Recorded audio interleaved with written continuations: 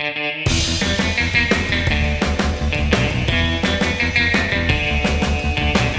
eu sou o Matheus Marcolini e seja muito bem-vindo ao Resumo News, o podcast de notícias do Resumo ETEC. Nesse podcast eu comento as notícias mais legais de passar pra vocês no dia de hoje, dia 14 de agosto de 2020. Vamos lá! E a primeira notícia é do UOL. Homem que vendeu loja a Flávio Bolsonaro relata ameaça e senador reage.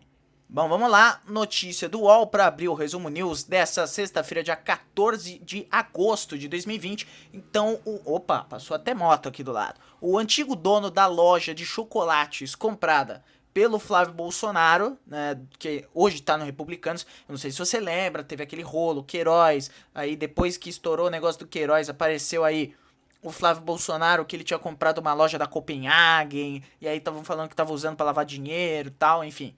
Ele disse que ele foi ameaçado ao tentar denunciar um esquema de notas frias no estabelecimento. O que isso quer dizer? Isso quer dizer que ele foi tentar relatar, né? Ele tá dizendo, né, que ele foi tentar relatar que tava rolando coisa estranha lá na loja, mas que ele foi ameaçado. A declaração foi dada num depoimento ao Ministério Público do Rio de Janeiro na investigação sobre aquele suposto esquema de rachadinha no gabinete do Flávio. Suposto não, né? Teve um esquema de rachadinha, enfim. Não me processa, Flávio. E revelada pelo Jornal Nacional. Enfim, sempre teve isso no Jornal Nacional do Flávio Bolsonaro. Enfim, em nota, o senador Flávio Bolsonaro disse que o Ministério Público, ele pediu que o Ministério Público investigue a conduta de promotores do caso Queiroz após vazamentos de informações do inquérito, mas não comentou a denúncia. Então ele falou, tipo, vê aí se esses promotores do caso Queiroz estão realmente sendo justos, mas não vou comentar essa denúncia. O Cristiano Correia Souza e Silva é o nome da fera. Ele vendeu a loja que fica num shopping da Barra da Tijuca, lá na zona oeste do Rio de Janeiro, pro Flávio em 2015. No depoimento, o Silva ele disse que ele foi informado por alguns clientes de que a loja estava vendendo produtos abaixo da tabela, e aí ele acabou por reportar a prática para a sede da Copenhagen, né? Aí a empresa confirmou a reportagem que a denúncia era verídica e que ele multou a Copenhagen, né? A sede da Copenhagen multou a loja por isso. Aí depois da denúncia ser noticiada, o Silva relatou que ele e a mulher começaram a sofrer ameaças por parte do sócio do senador da loja, o Alexandre Ferreiras Dias Santini, que o Ministério Público suspeita ser um laranja do Flávio Bolsonaro. O Silva contou que no dia 23 de dezembro de 2016, sua mulher recebeu uma mensagem do Santini com uma imagem de pessoas sendo enforcadas. Eles chegaram a registrar um boletim de ocorrência, mas não levaram a denúncia adiante por medo.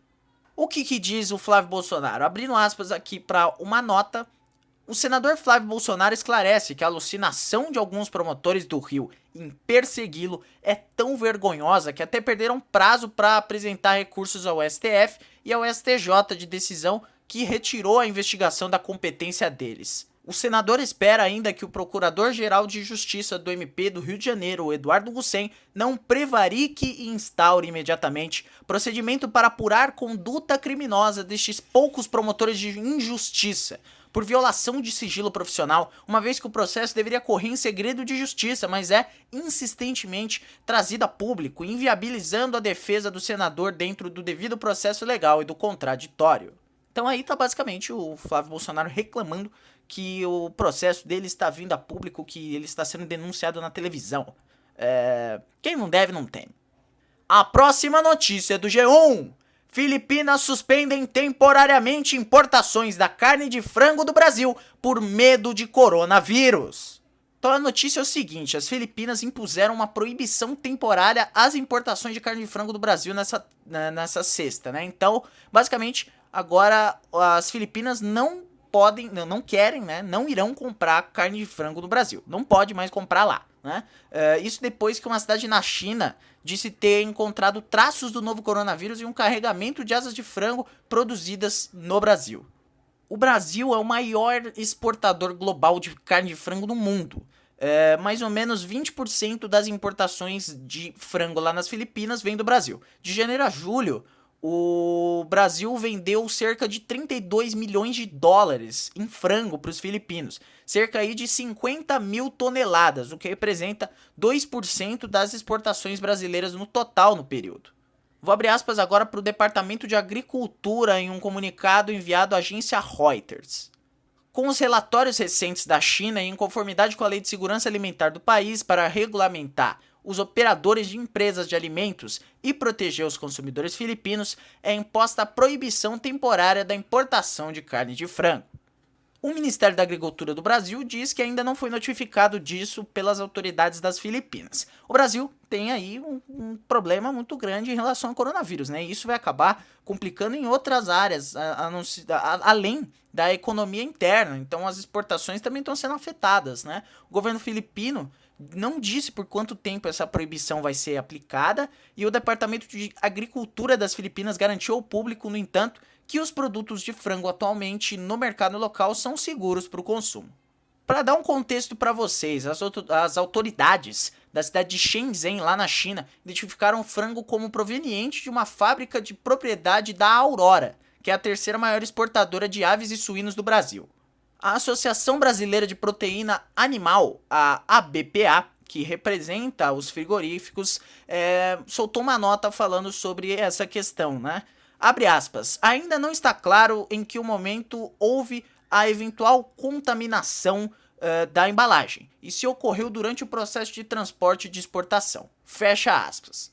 Ainda não se sabe se transmite a Covid-19 por comida, né? Por alimentos. Mas a embalagem pode ser sim um local que pode se contaminar. Então o Brasil está completamente lascado nessa situação. A próxima notícia é da Rádio Itatiaia. Jair Bolsonaro tem a melhor aprovação desde o início do mandato, aponta a Datafolha. Bom, o presidente Jair Bolsonaro chegou a 37% de aprovação. Sim, pasmem, 37% dos brasileiros, com uma margem de erro de 2 para mais ou 2 para menos, aprovam o desgraçado do presidente Jair Bolsonaro. É um aumento de 5 pontos percentuais em relação a 2 meses. Esse foi o melhor resultado do Bolsonaro desde o início do mandato dele, em janeiro de 2019. A rejeição dele caiu de 44% para 34%. E os dados estão numa pesquisa do Datafolha. O maior crescimento relativo foi no Nordeste, que era o antigo reduto do PT. O aumento da popularidade coincide com a chegada do auxílio emergencial de R$600. Tem muita gente que está conhecendo o auxílio emergencial como o auxílio do Bolsonaro, né? Então, a gente sabe, a maioria das pessoas que, acompanham as notícias e tal, sabem que o governo federal queria entregar R$200 de auxílio, aí a oposição pediu 1.200 e aí eles chegaram em 600 como um, abre aspas, consenso, fecha aspas, mas as pessoas que não acompanham isso fielmente, as notícias, elas veem o Bolsonaro dando R$600 para as pessoas que estão em casa. Então isso sim aumenta a popularidade do cidadão. O Instituto também perguntou ao entrevistado se ele confia nas declarações do Bolsonaro. 48% disseram que nunca confiam, 35% que confiam às vezes e 22% disseram que sempre confiam. A pesquisa foi realizada entre o dia 11 e o dia 12 de agosto com 2.000 brasileiros adultos que têm telefone celular em todas as regiões e estados do país. O Bolsonaro cresceu em tudo que é positivo para ele. E isso é preocupante, porque isso quer dizer que a popularidade dele ainda não está completamente fodida para ele não ser eleito na próxima eleição. E isso é muito ruim pra gente. Hoje não tem rapidinha, mas hoje tem uma outra notícia aqui de política internacional. Será que é isso, né? Os Estados Unidos apreenderam combustível iraniano enviado à Venezuela, segundo a agência France Press. Então o governo do Trump confiscou a carga de 4 navios iranianos que estavam levando combustível e tentando chegar à Venezuela. Isso aí foi uma campanha de pressão dos Estados Unidos contra o regime do Nicolás Maduro. A operação resultou na apreensão de 1,1 milhão de petróleo, que de acordo com as autoridades americanas representa a maior apreensão de combustível iraniano. E aí a questão é o seguinte, basicamente os Estados Unidos eles tomaram petróleo, combustível, né, que não é deles, porque eles querem pressionar o governo do Nicolás Maduro, que os Estados Unidos não reconhecem. E aí a gente não entra, pô, Maduro é um ditador, Maduro é um presidente bom, Guaidó, mano, tanto faz. A questão é que não é para os Estados Unidos decidir sobre um outro país, né? Não é para os Estados Unidos, não é a ONU. Os Estados Unidos é os Estados Unidos. E aí os Estados Unidos estão roubando petróleo. Eles estão roubando combustível. Essa apreensão é bizarra. Bom, mas enfim, eu não vou mais comentar sobre isso aí, porque a gente tem que estudar bastante antes de poder comentar com clareza sobre isso. Bom, então é isso. Muito obrigado a você que acompanhou o episódio até aqui. Se você gostou, manda pros seus amigos. Se inscreve se você estiver escutando no YouTube. Se estiver escutando em algum dos agregadores de podcast, assina o feed para não perder os próximos episódios. Assina o feed do outro podcast da família Resumetec Podcasts ou República dos Bananas. Assina o feed do outro podcast que eu faço, que é o Vanguarda Entrevista. Tem entrevistas legais para você acompanhar. Só pesquisar no Spotify porque tem. E é isso. Amanhã não tem episódio, domingo não tem episódio, eu volto na segunda-feira, dia 17, pra você com as notícias do dia. Beijo pra vocês, sextou, todo mundo fique bem em casa, fique em casa, quem pode ficar, quem não pode, infelizmente aí vai ter que sair, mas se puder, fique em casa. E é isso, bom final de semana pra todo mundo. Tchau!